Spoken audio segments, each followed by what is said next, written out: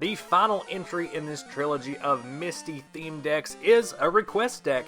As requested by Mr. Ouch and Adam Wilson, we have a fan favorite, Misty's Gyarados. It's got some serious bulk with 100 HP and has an attack that can deal 70 damage consistently without having to discard energy or any other side effect that most high damage attacks have. However, Rebellion can be a bit of a drawback, since if you get 2 bad coin flips, that attack's going to do 0 and Misty's Gyarados is going to head right back into your deck, so that the 4 turns you have spent getting water energy onto Misty's Gyarados to use that attack mean nothing and you have to start all over again. But there is a way to shut off the Rebellion Pokemon power and make sure you keep those 4 water energy on Misty's Gyarados at the same time. And that is by using Brock's Ninetales to shapeshift into Misty's Gyarados, meaning that Misty's Gyarados will lose its Rebellion power and it will be replaced with Brock's Ninetales shapeshift power. And with Brock's protection, you can make sure that the shapeshifted Ninetales into Gyarados keeps those valuable water energy on there while avoiding trouble from energy removal by trainers and attacks. So now that you know the basic setup, let's get into the build of Misty's Gyarados. You're probably already thinking to yourself, Fossil Muck will ruin this deck because it's going to shut down that shapeshift ability on Brock's Ninetales, meaning that you're not going to be able to reap the benefits of a shutdown power on Misty's Gyarados.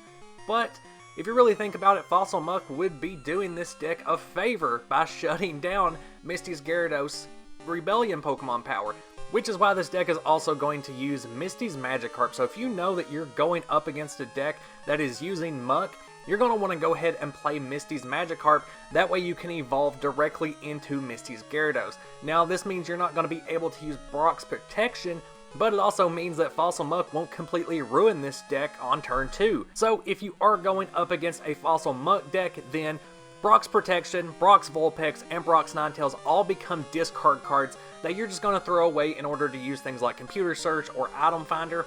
While if the opposite is true, where you know that there's not a Muck in your opponent's deck, then that's when you can fully rely on those Brock cards.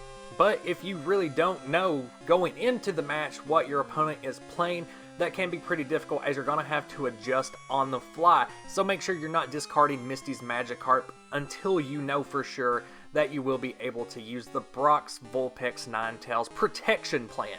Using the Brock's Vulpix with the 50 HP, if you do have to start with this card, if you were super unlucky and did not get a Cleffa, Hypnotic Gaze is a colorless attack cost attack that you can actually use with a water energy, so it's not the end of the world. And if you want to know more about all of the official rulings surrounding Brock's Ninetales shapeshift ability, and there are a lot, then either check out my Steelix Brock's Ninetales shapeshift video, or just go to the Wizards of the Coast Rulings Compendium, as it can be a very confusing power and can lead to some very confusing scenarios. Now that I'm thinking back over all these cards, this actually turned into a Misty and or Brock deck, where it could be either. I am running 2 copies of the Misty Trainer card in here, but bear in mind that if the Gyarados is a transformed version of Ninetales, the Misty Trainer won't apply to it because it will still technically be Brock's Ninetales. But in that case, you are covered by Brock's protection, which you can attach to the transformed Ninetales so that energy cards won't be discarded off of it.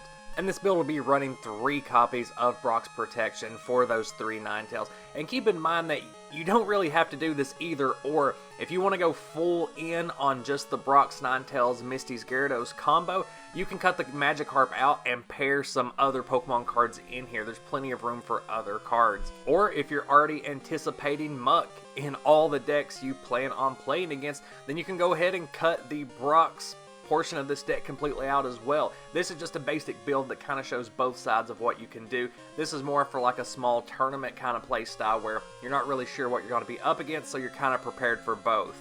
We got the classic 2 Oak, 2 Elm, and then also 2 copies of Item Finder, mainly just to get back those Brock's protections or Misty's as you want to use them. And for Item Finder and Computer Search, which is also in this deck, you're not really going to mind discarding because, like I said, depending on what kind of deck you're playing against, there's going to be large chunks of this deck that you're not going to use, so you don't really have to worry about chucking those parts into the discard using an Item Finder, Computer Search, or a Misty. And the computer search is mainly going to be for getting a Brock's Protection or a Gold Berry really early, because your priority early game is going to be getting that Gyarados set up so that you can start stacking energy on there. And then you need to keep the energy on there and keep it alive until it can start using Tidal Wave. So a big part of this is actually just going to be Cleffa with a focus band on it, and hoping that your opponent doesn't gust or double gust you too much. That way you can at least stall for 4 or 5 turns until Misty's Gyarados is really ready to go.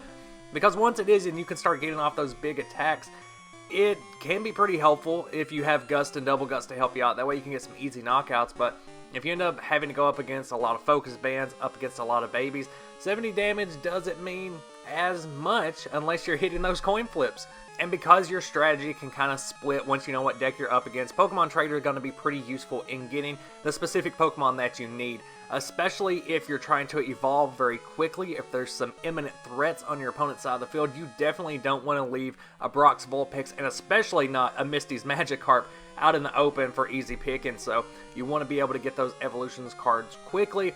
Pokemon Trader and Computer Search can both help with that quite a bit. We'll tilt the light a little there so you can see the focus bands I just laid down. Like I said, those are mainly going to be for your early Cleffas. You're not really going to be sticking those on a Misty's Gyarados or a Misty's Ninetales, because Gyarados is going to have that 100 HP. Gold Berry is the go-to for that, and is going to help you stay alive long enough to get at least one attack off. Now, if you are up against other decks that are much faster, like a Sneasel or Sneechu variant, then this deck's not going to have a lot of fun against that, because there is quite a bit of setup involved just getting to the first Tidal Wave. There are some obvious ways to get around that energy cost, but we'll get to that a bit later. I'm going to be running 2 copies of Nightly Garbage Run, mainly to recycle water energy in case they do get knocked off, but can also be pretty helpful in getting back a Magikarp or a Gyarados when you really need them.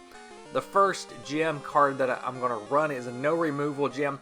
It's pretty obvious why that's in here. That's going to be for early game. A little later game, you're going to be throwing down a Chaos Gym. So once you've already evolved up into your stage 1s, there's a guest appearance by my cat Charles.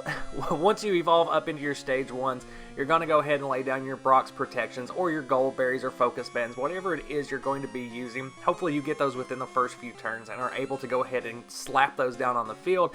That way you can throw down a Chaos Gym as well, and that's going to serve the same function as no removal gym, plus some, because it's really going to make your opponent question.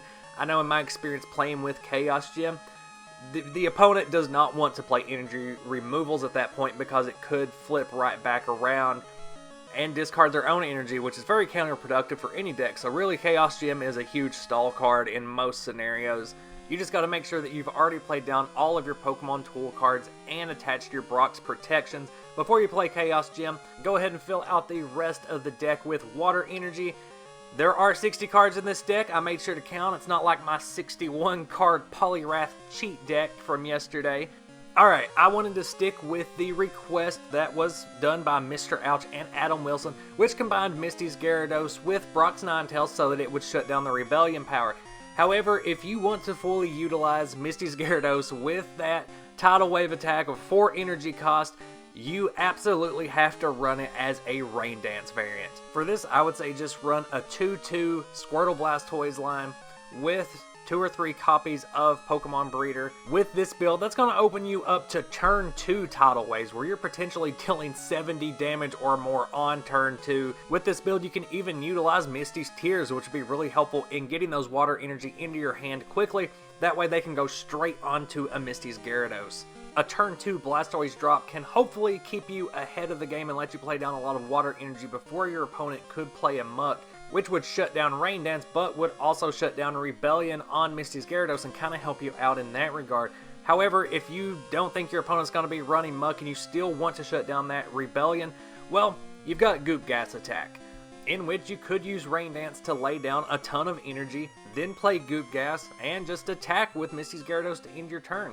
And that's all of the Misty I have for now.